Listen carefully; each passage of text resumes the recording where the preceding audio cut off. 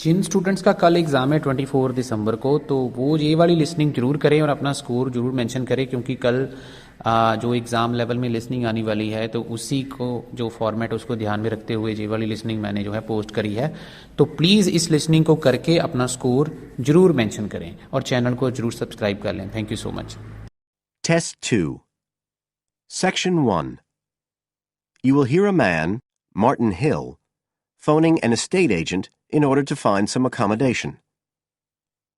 First, you have some time to look at questions 1 to 3 on page 38.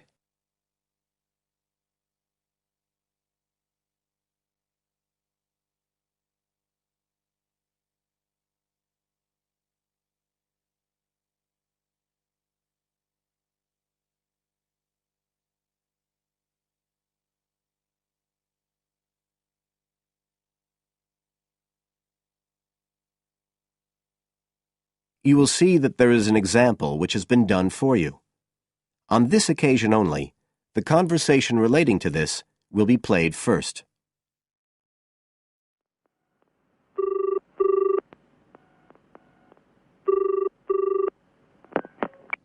Hello, Brindle's estate agents here.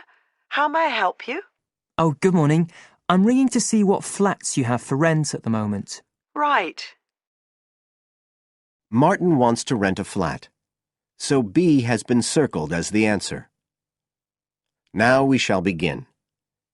You should answer the questions as you listen, because you will not hear the recording a second time. Listen carefully and answer questions 1 to 3.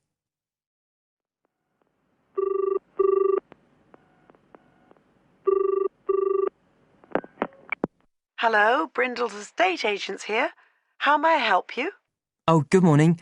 I'm ringing to see what flats you have for rent at the moment. Right. Can I start by just taking your name, Mr. Hill. Martin Hill. Right. And are you looking for a flat for yourself or, a family, perhaps? Well, it's for 3 of us, myself and 2 friends. We're going to share together. I see. What about employment? Are you all students? Oh, no, we've all got full-time jobs. 2 of us work in the central bank, that's Chris and me, and Phil, that's the other one, is working for Hallam Cars, you know, at the factory about 2 miles out of town. I'll put you down as young professionals then. And I suppose you'll be looking for somewhere with 3 bedrooms? Yeah, at least 3. But actually, we'd rather have a 4th room as well, if we can afford it, for friends staying over and stuff. Is that with a living room to share, plus kitchen and bathroom? Yeah, that sounds good. But we must have a bathroom with a shower. We don't mind about having a bath, but the shower's crucial. OK, I'll just key that in. And are you interested in any particular area? Well, the city centre would be good for me and Chris, so that's our first preference. But we'd consider anything in the west suburbs as well, really. Actually, for Phil, that'd be better, but he knows he's outnumbered. But we aren't interested in the north or the east of the city. OK, I'm just getting up all the flats on our books. Now you have some time to look at questions 4 to 10 on page 39.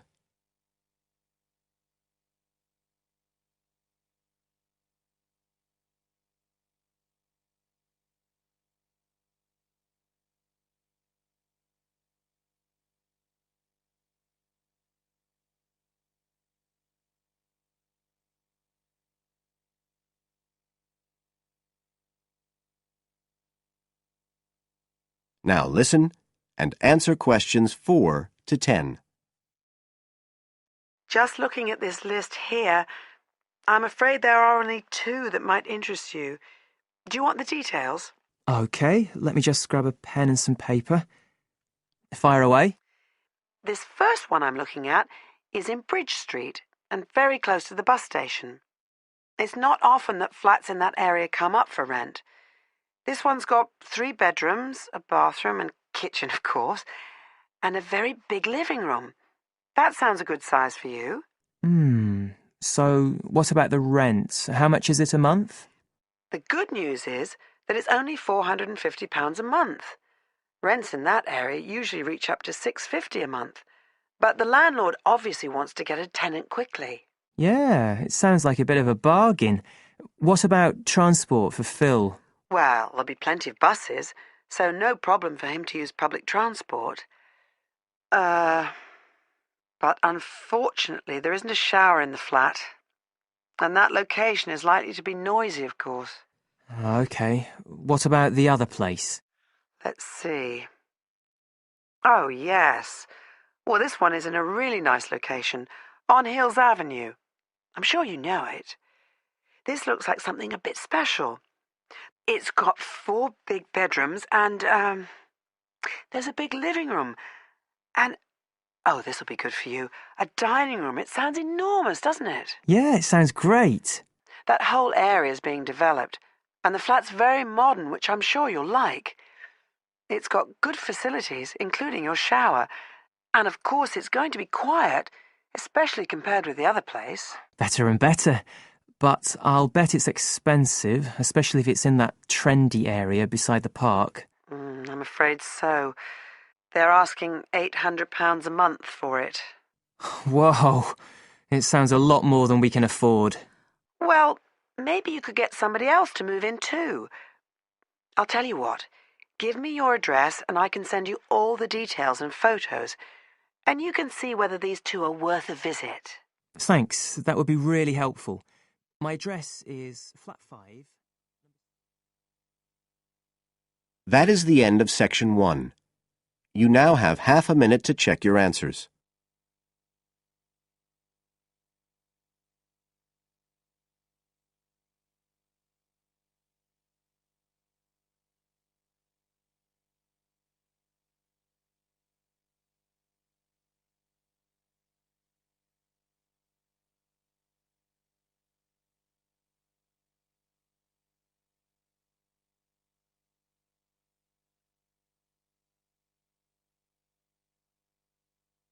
Now turn to section 2 on page 40.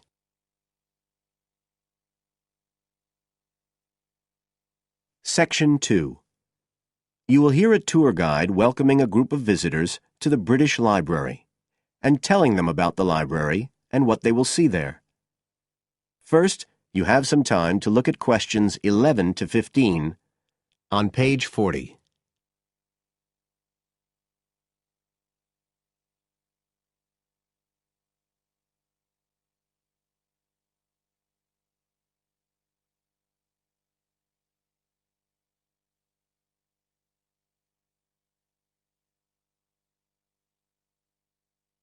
Now listen carefully and answer questions 11 to 15. Good afternoon, ladies and gentlemen, and welcome to your very own tour of the British Library on this lovely afternoon. My name is Tony Walters, and I'm your guide for today. Could I please see your tickets for the guided tour?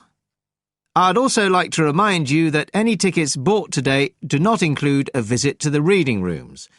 I'm afraid we don't do visits on Fridays, or any weekday during working hours, so as not to disturb the readers.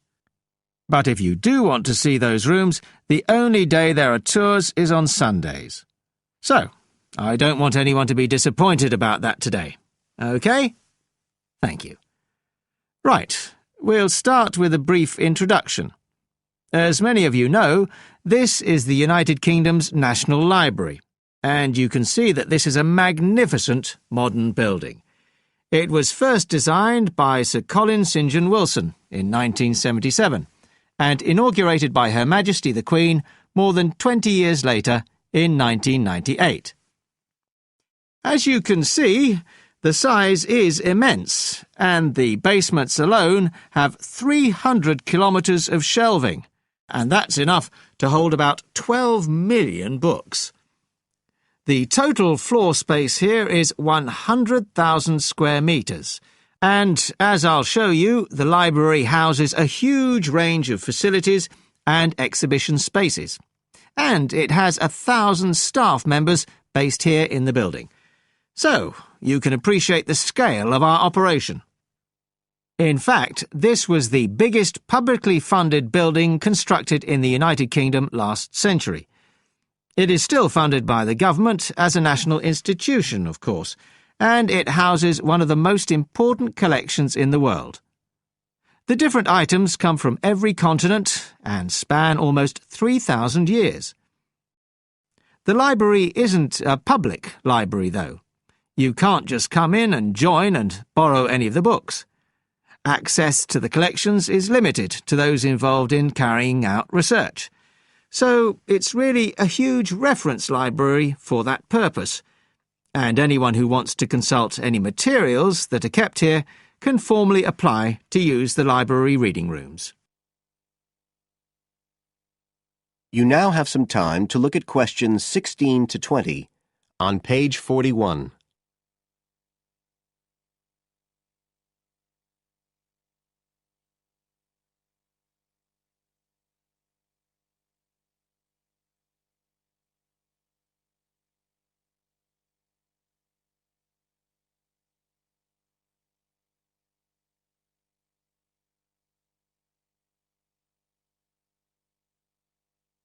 Now listen and answer questions 16 to 20.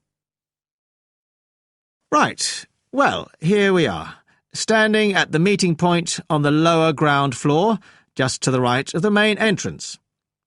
I've given you all a plan of the building so that we can orientate ourselves and get an idea of where we'll be going. Now, outside the main entrance, you'll see the wide piazza with the stunning sculpture of Newton. The sculptor was Paolozzi, but it's based on the famous image by William Blake, and it's definitely worth a closer look. On the other side of the piazza from the statue is the conference centre, which is used for all kinds of international conventions.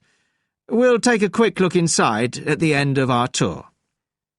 Looking ahead of us now, you'll see that we're standing opposite the staircase down to the basement, where you'll find the cloakroom, and to the left of that, we have the information desk, where you can find out about any current exhibitions, the times of the tours, and anything you need to know, if you don't have a tour guide.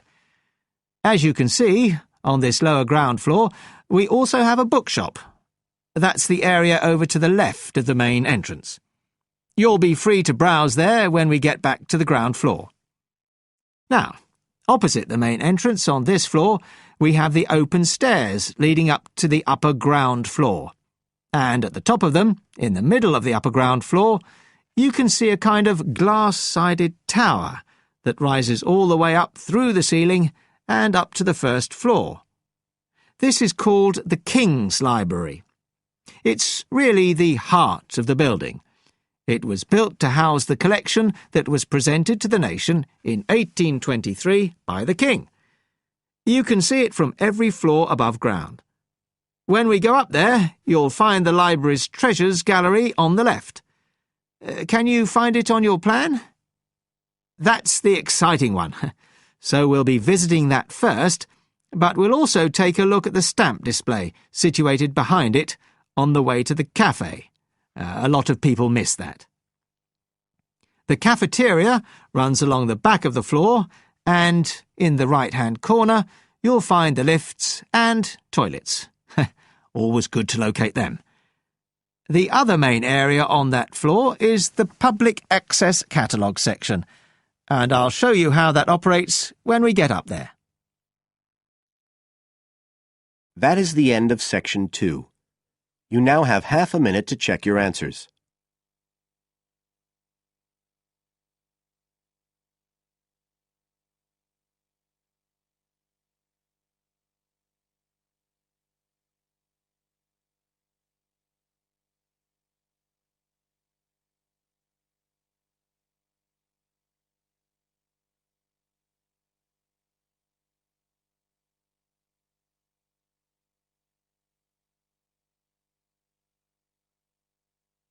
Now turn to section 3 on page 42.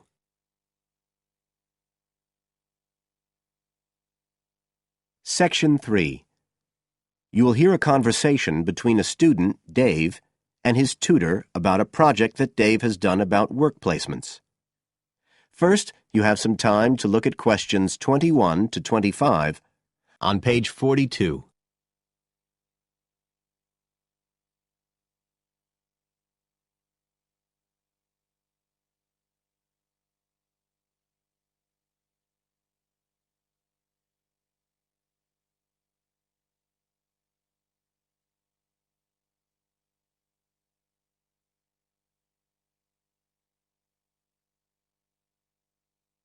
Now listen carefully and answer questions 21 to 25. Good afternoon, Dave. Come on in and take a seat. Hi, Dr. Green. Thanks. Oh, hang on a minute. I'll just find the first draft of your project paper and we can have a look at it together. Now, yours is the one on work placement, isn't it? Yeah, that's right. So what made you choose that for your project?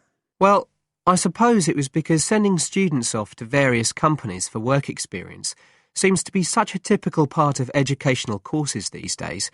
I mean, even school kids get to do it. But I felt everyone just kind of assumes it's a good thing. And I guess I wanted to find out if that's the case. But you don't look at schools or colleges, right? You've stuck to university placement schemes. Yeah, well, I quickly found that I had to limit my research. Otherwise, the area was just too big. Do you think that was okay? I think it's very sensible, especially as the objectives might be very different. So how many schemes did you look at? Well, I sent out about 150 questionnaires altogether. 50 of each to university authorities, students and companies. And I got responses from 15 educational institutions and 30 students in 11 individual companies. Great. That sounds like a good sample. And who did you send your company questionnaires to? Well, the idea was to have them done by the students' line managers. But sometimes they were filled in by the human resources manager or even the owner of the company. Right. I didn't find a full list anywhere, so I think it's very important to provide that, really. You can put it as an appendix at the back. Right. I've got a record of all the respondents, so that'll be easy. I hope other things were okay. I mean, I've already put such a lot of work into this project, identifying the companies and so on. Oh, I can tell. I think you've done a good job overall. You now have some time to look at questions 26 to 30 on page 43.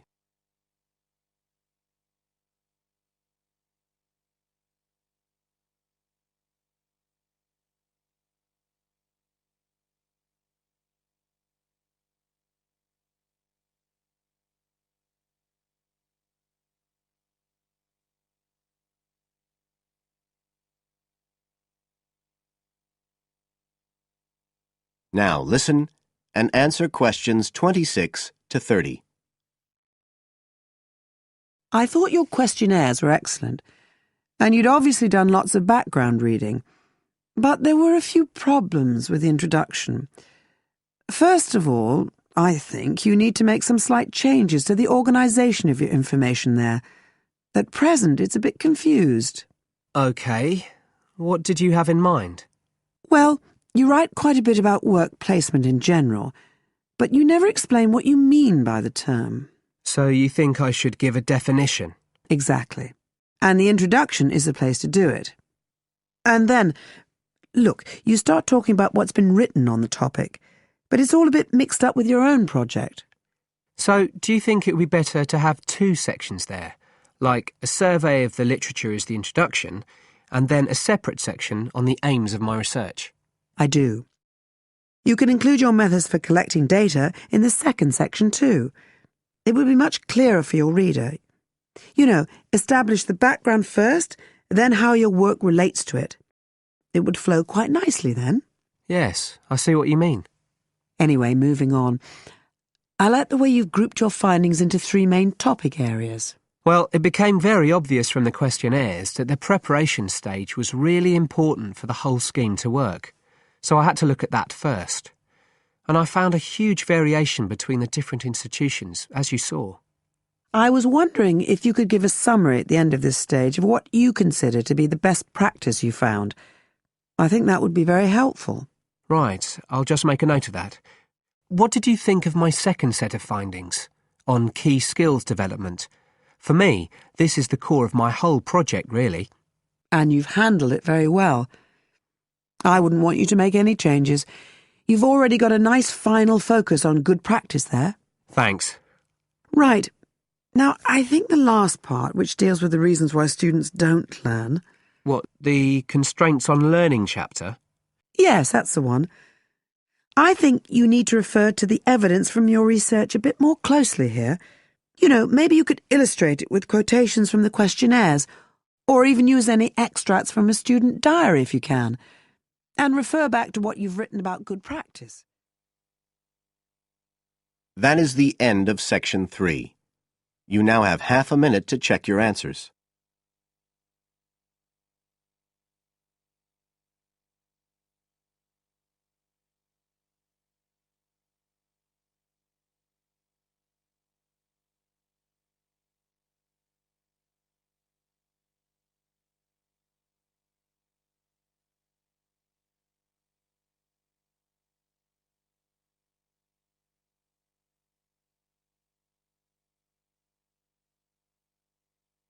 Now turn to Section 4 on page 44.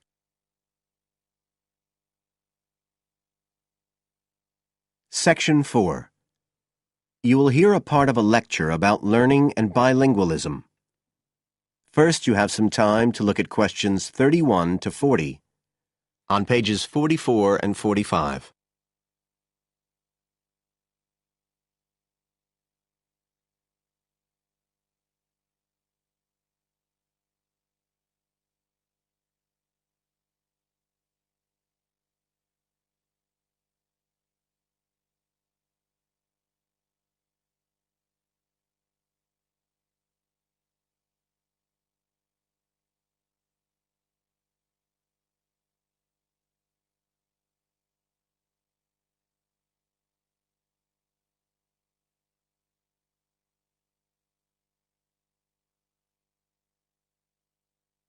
Now listen carefully and answer questions 31 to 40.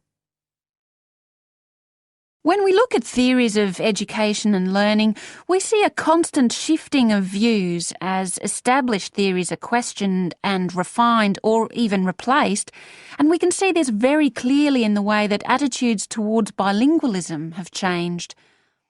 Let's start with a definition of bilingualism. And for our purposes today, we can say it's the ability to communicate with the same degree of proficiency in at least two languages. Now, in practical terms, this might seem like a good thing, something we'd all like to be able to do. However, early research done with children in the USA in fact suggested that being bilingual interfered in some way with learning and with the development of their mental processes. And so in those days, bilingualism was regarded as something to be avoided, and parents were encouraged to bring their children up as monolingual, just speaking one language. But this research, which took place in the early part of the 20th century, is now regarded as unsound for various reasons, mainly because it didn't take into account other factors such as the children's social and economic backgrounds. Now, in our last lecture, we were looking at some of the research that's been done into the way children learn, into their cognitive development, and in fact we believe now that the relationship between bilingualism and cognitive development is actually a positive one. It turns out that cognitive skills such as problem solving, which don't seem at first glance to have anything to do with how many languages you speak, are better among bilingual children than monolingual ones. And quite recently, there's been some very interesting work done by Ellen Bialystok at York University in Canada. She's been doing various studies on the effects of bilingualism, and her findings provide some evidence that they might apply to adults as well. They're not just restricted to children.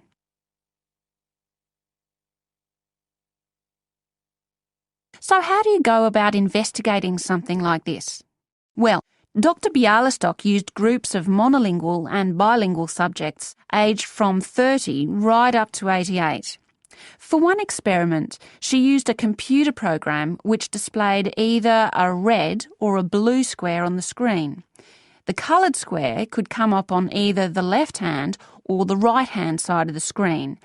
If the square was blue, the subject had to press the left shift key on the keyboard, and if the square was red, they had to press the right shift key. So they didn't have to react at all to the actual position of the square on the screen, just to the colour they saw. and she measured the subject's reaction times by recording how long it took them to press the shift key and how often they got it right. What she was particularly interested in was whether it took the subject longer to react when a square lit up on one side of the screen, say the left, and the subject had to press the shift key on the right-hand side. She'd expected that it would take more processing time than if a square lit up on the left and the candidates had to press a left key. This was because of a phenomenon known as the Simon effect, where basically the brain gets a bit confused because of conflicting demands being made on it. In this case, seeing something on the right and having to react on the left. And this causes a person's reaction times to slow down. The results of the experiment showed that the bilingual subjects responded more quickly than the monolingual ones. That was true both when the squares were on the correct side of the screen, so to speak, and even more so when they were not. So, bilingual people were better able to deal with the Simon effect than the monolingual ones. So, what's the explanation for this? Well, the result of the experiment suggests that bilingual people are better at ignoring information which is irrelevant to the task in hand and just concentrating on what's important. One suggestion given by Dr. Bialystok was that it might be because someone who speaks two languages can suppress the activity of parts of the brain when it isn't needed. In particular, the part that processes whichever language isn't being used at that particular time. Well, she then went on to investigate that with a second experiment. But again, the bilingual group performed better. And what was particularly interesting, and this is, I think, why the experiments have received so much publicity, is that in all cases, the performance gap between monolinguals and bilinguals actually increased with age, which suggests that bilingualism protects the mind against decline. So, in some way, the lifelong experience of managing two languages may prevent some of the negative effects of ageing. So that's a very different story from the early research. So what are the implications of this for education?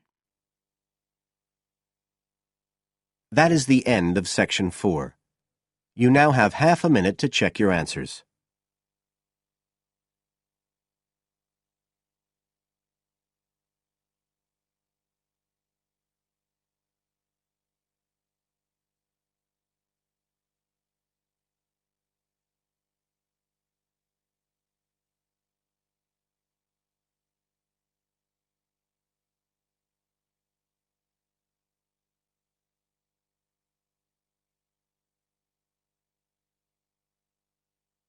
That is the end of the listening test.